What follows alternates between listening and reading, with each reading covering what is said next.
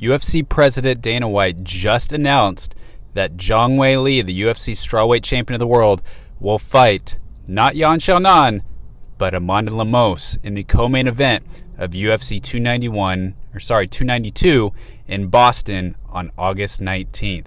Now, I know this is a big surprise to a lot of people because, Yan Xiaonan had this big performance a couple weeks ago in Newark, New Jersey, and a lot of people thought that would solidify her as the next fighter to challenge Zhang Weili for the belt, especially if the UFC is wanting to go back to China, right?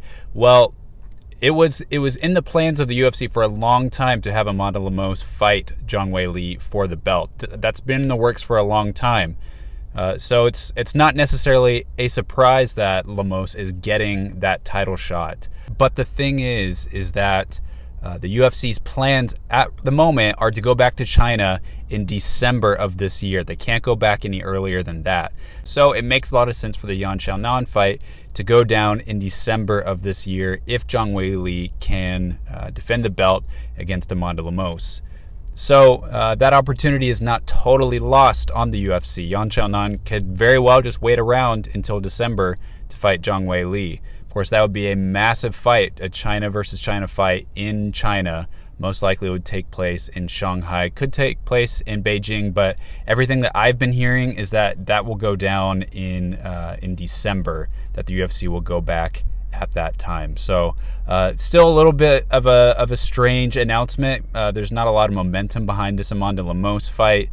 She's not necessarily on a long win streak. She is a top contender. I don't have any problem with her fighting for the belt, but it's a little bit strange given the timing of how electric Yan Xiaonan's win was a couple weeks ago.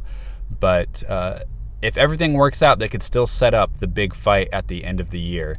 If not, then they could have a rematch, a Lemos-Zhang Weili rematch in China, have Yan Xiaonan fight another contender like Rose Namajunas.